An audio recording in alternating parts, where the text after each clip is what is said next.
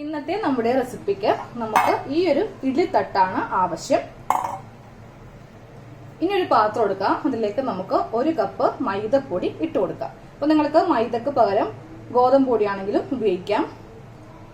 ഇനി നമുക്ക് ഇതിലേക്ക് കുറച്ച് ഉപ്പ് ഇട്ട് കൊടുക്കണം. ഇനി നമുക്കിതൊന്ന് കുഴച്ചു കൊടുക്കാം. ഇതിലേക്ക് നമുക്ക് കുറേശ്ശെ വെള്ളം ചേർത്ത് ഈ മാവൊന്ന് നനച്ചെടുക്കാം. നമ്മൾ ചപ്പാത്തിക്കൊക്കെ നനയ്ക്കില്ലേ, അതുപോലെ ഒന്ന് നനച്ച് കൊടുക്കാം. മാവ് നമ്മൾ കുഴച്ചെടുത്തു. ഇനി നമ്മൾ ഈ മാവ് ജസ്റ്റ് ഇങ്ങനെ ഒന്ന് വെച്ച് നന്നായിട്ടൊന്ന് മയപ്പെടുത്തി എടുക്കണം. അപ്പോൾ മാവ് നമ്മൾ മയപ്പെടുത്തി എടുത്തിട്ടുണ്ട്. ജസ്റ്റ് ഇങ്ങനെ നോക്കുമ്പോൾ നമുക്കത് അറിയാൻ പറ്റും. ഇനി കുറച്ച് പൊടി ഒന്ന് വിതറി കൊടുക്കാം. ഇനി മാവ് ഇതിൽ വെച്ചിട്ട് നമുക്കൊന്ന് പരത്തി കൊടുക്കണം.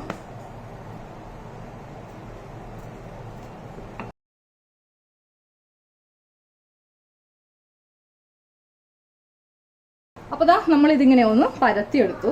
ഇനി നമ്മൾ ഇതിലേക്ക് വേണ്ടത് 1 ടേബിൾ സ്പൂൺ ബട്ടറാണ്. അപ്പൊ നിങ്ങളുടെ കയ്യിൽ ബട്ടർ ഇല്ലെങ്കിൽ നിങ്ങൾക്ക് ഇതിന് പകരം നെയ്യ് ഉപയോഗിക്കാം.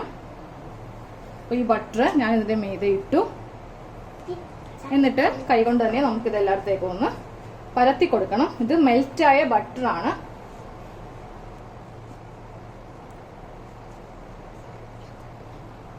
ഇപ്പോൾ എല്ലായിടത്തും വെണ്ണ തടവി കൊടുത്തു. ഇനി ഇതിന്റെ മീതെ കുറച്ചുകൂടി പൊടി ഇങ്ങനെ ഒന്ന് വിതറി കൊടുക്കാം. അപ്പോൾ പൊടിയും നമ്മൾ ഇതിന്റെ മീതെ ഒന്ന് ജസ്റ്റ് ഇങ്ങനെ ഒന്ന് വിതറി കൊടുത്തു. എന്നിട്ട് നമുക്ക് ഇതൊന്ന് മടക്കി കൊടുക്കാം. ഫസ്റ്റ് ഇങ്ങോട്ടേക്കൊരു മടക്ക്, വീണ്ടും ഇങ്ങോട്ടേക്കൊരു മടക്ക്, വീണ്ടും ഇങ്ങനെ ഒരു മടക്ക്. അപ്പൊ ഇതുപോലെ നമ്മൾ ഈ മാവൊന്ന് മടക്കി കൊടുത്തു. ഇനി നമുക്ക് ഈ ഷീറ്റ് ഇങ്ങനെ ഒന്ന് മടക്കി എടുത്തിട്ട് ഒരു പ്ലേറ്റിൽ വെച്ച് ഫ്രീസറിൽ ഒരു 15 മിനിറ്റ് ഇങ്ങനെ ഒന്ന് വെക്കണം. അപ്പൊ മാവ് ഫ്രീസറിൽ നമ്മൾ വെച്ചിരിക്കുകയാണ്. ആ സമയത്ത് നമുക്കൊരു പാൻ അടപ്പിൽ വെക്കാം. അതിലേക്ക് 2 ടേബിൾ സ്പൂൺ ഓയിൽ ഒഴിച്ചു കൊടുക്കാം. ഇനി ഇതിലേക്ക് 2 ചെറിയ സവാള അരിഞ്ഞെടുത്തിട്ടുണ്ട്, അത് ഇട്ട് കൊടുക്കാം. ആവശ്യത്തിനുള്ള ഉപ്പും കൂടെ ഇട്ട് കൊടുത്തിട്ട് ഈ സവാള ഒന്ന് നമുക്ക് വഴറ്റിയെടുക്കണം. ഇനി നമുക്ക് 2 പച്ചമുളക്, 1 കഷ്ണം ഇഞ്ചി, 4 അല്ലി വെളുത്തുള്ളി, ഇവ 3 ചേർത്ത് മിക്സിയിലൊന്ന് അടിച്ചെടുക്കാം. അതാ മിക്സിയിൽ അടിച്ചെടുത്തിട്ടുണ്ട്, അതും ചേർത്ത് കൊടുക്കാം.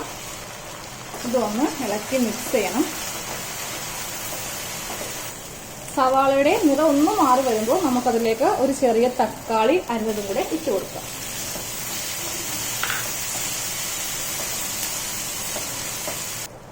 തക്കാളി വഴന്ന് വന്നിട്ടുണ്ട്. ഈ സമയത്ത് നമുക്കിതിലേക്ക് പൊടികളെല്ലാം ചേർത്ത് കൊടുക്കാം. 1/4 ടീസ്പൂൺ മഞ്ഞൾപ്പൊടി, 1/2 ടീസ്പൂൺ മുളക് പൊടി, 1/2 ടീസ്പൂൺ മസാലപ്പൊടി, 1/4 ടീസ്പൂൺ ഗരം മസാലപ്പൊടി, ഇവയെല്ലാം ഒന്ന് ചേർത്ത് കൊടുക്കാം. ഇതിലേക്ക് കുറച്ച് കറിവേപ്പില ചെറുതായിട്ട് കട്ട് ചെയ്തെടുത്താണ്, അതും കൂടി ചേർത്ത് കൊടുക്കാം. ഇനി ഇത് നന്നായിട്ടൊന്ന് ഇളക്കി മസാലയുടെ പച്ചമണം മാറ്റിയെടുക്കാം. അപ്പോൾ മസാലയുടെ പച്ചമണം മാറി വന്നിട്ടുണ്ട്. ഇതിലേക്ക് നമുക്ക് പച്ചമുളക് നമ്മൾ അടിച്ചെടുത്തില്ലേ മിക്സിയിൽ, ആ വെള്ളം 2 സ്പൂൺ ഉണ്ടാവും, അതൊന്ന് ഇതിലേക്കൊന്ന് ഒഴിച്ചു കൊടുക്കാം. അപ്പോൾ നമ്മുടെ ഗ്രേവി ഒന്ന് തിക്കായി വന്നിട്ടുണ്ട്. കുറച്ച് വെള്ളം ഒഴിച്ചു കൊടുത്തപ്പോൾ ഇനി നമുക്ക് ഫ്ലെയിം ഓഫ് ചെയ്യാം. അപ്പോൾ ഗ്രേവി റെഡിയായി. ഇനി നമുക്ക് ഫ്രീസറിലുള്ള മാവ് പുറത്തേക്ക് എടുക്കാം. കറക്റ്റ് 15 മിനിറ്റ് ആയിട്ടുണ്ട്. അതാ ഫ്രീസറിൽ നിന്ന് നമ്മളിപ്പോൾ പുറത്തേക്ക് എടുത്തു. ഇപ്പോൾ കുറച്ചിത് ഹാർഡ് ആയിട്ടുണ്ട് ഫ്രീസറിൽ വെച്ചിരുന്നതുകൊണ്ട്. ഇനി പ്ലേറ്റ് മാറ്റി കുറച്ചുകൂടെ പൊടി ഒന്ന് വിതറി കൊടുക്കാം. ഇനി ഇത് ഒന്നുകൂടെ പൊടിയിൽ മുക്കി നന്നായിട്ടൊന്ന് നമുക്കിത് പരത്തി എടുക്കണം.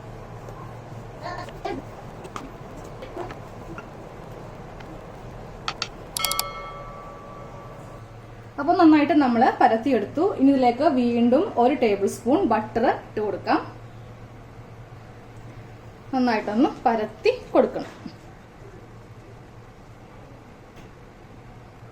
ഇനി വീണ്ടും കുറച്ച് പൊടി വിതറി കൊടുക്കാം.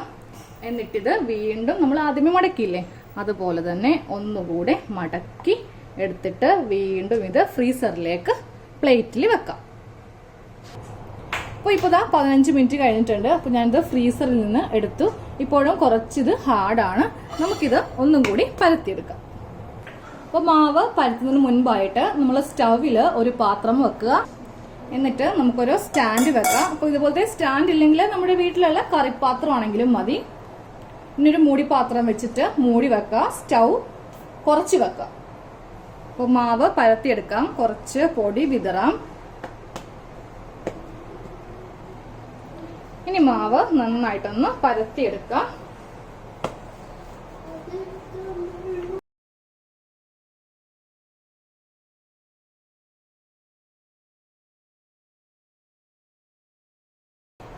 അപ്പോൾ നമ്മൾ ഇതിപ്പോ ഇങ്ങനെ പരത്തിയെടുത്തു. ഇനി ഒരു കത്തി ഉപയോഗിച്ചിട്ട് സൈഡൊക്കെ ഒന്ന് സ്ട്രൈറ്റ് ആയിട്ട് കട്ട് ചെയ്യണം. അപ്പൊ ഞാൻ ഇതുപോലെ ഒന്ന് കട്ട് ചെയ്യുവാണേ.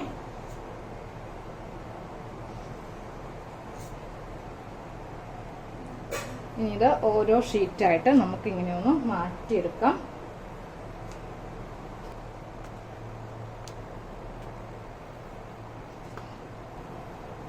അപ്പോൾ ഇത്രയും കട്ടിയാണ് നമ്മൾ ഓരോ ഷീറ്റിനും വെച്ചിരിക്കുന്നത്. നല്ലതായിട്ട് നൈസ് ചെയ്യരുത്, ഈ ഒരു കട്ടിയെങ്കിലും വെക്കണം.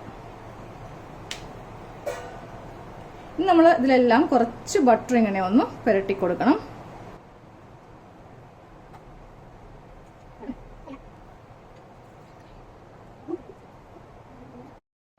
അപ്പോൾ എല്ലാ ഷീറ്റിലും നമ്മൾ ബട്ടർ ഒന്ന് തടവി കൊടുത്തു. ഇനി നമുക്ക് നമ്മൾ നേരത്തെ തയ്യാറാക്കി വെച്ചിരിക്കുന്ന മസാലയില്ലേ, മസാല ഓരോ ഭാഗത്തും സെന്ററിലായിട്ട് നമുക്ക് ഇട്ട് കൊടുക്കാം. അപ്പൊ നമ്മൾ എല്ലാ ഷീറ്റിലും മസാല ഒന്ന് സ്റ്റഫ് ചെയ്തു. ഞാനിവിടെ 3 മുട്ട പുഴുങ്ങിയിട്ട് കട്ട് ചെയ്ത് വെച്ചിട്ടുണ്ട്. നമുക്കിനി ഓരോ മുട്ടയും ഇങ്ങനെ ഒന്ന് വെച്ച് കൊടുക്കാം.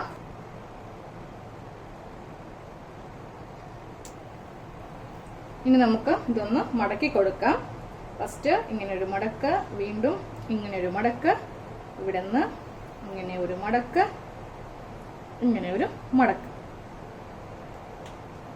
ഇനി അറ്റം നമുക്കൊന്ന് ജസ്റ്റ് ഇങ്ങനെ ഒരു ഷേപ്പ് ചെയ്ത് കൊടുക്കാം. അപ്പോൾ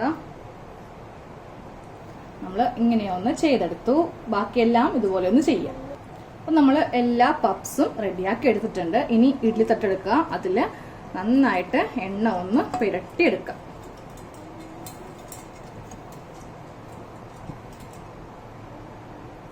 ഇനി നമുക്ക് ഓരോ പപ്സും ഇതിലൊന്ന് വെച്ച് കൊടുക്കാം.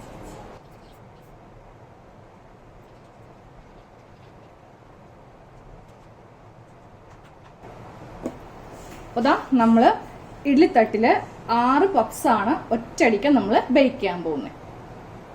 നമ്മൾ നേരത്തെ തന്നെ പാത്രത്തില് സ്റ്റാൻഡൊക്കെ വെച്ച് ഇതൊന്ന് ഹീറ്റ് ആക്കിയിട്ടുണ്ട്. ഇപ്പോൾ നല്ല ചൂടുണ്ട്.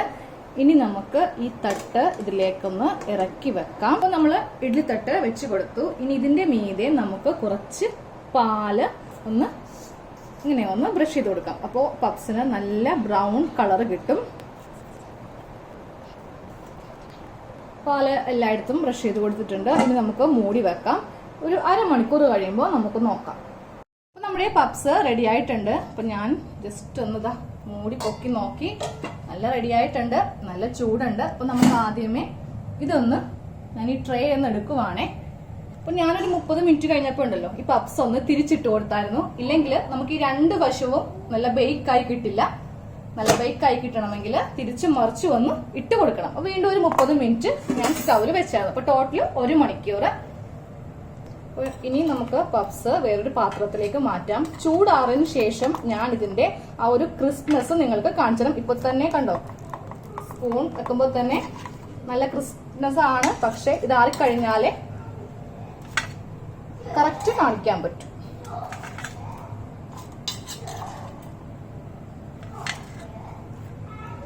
അപ്പൊ പപ്സിന്റെ ചൂടാറിയിട്ടുണ്ട്. അപ്പൊ നമുക്ക് ഒന്ന് എടുത്ത് നോക്കാം. കണ്ടല്ലോ, നല്ല ക്രിസ്പിയാണ്. നമ്മള് ബേക്ക് ചെയ്യുന്ന പോലെ തന്നെ, ഓവനില് ബേക്ക് ചെയ്യുന്ന പോലെ തന്നെയാണ് ബേക്ക് ചെയ്തെടുത്തിരിക്കുന്നത്.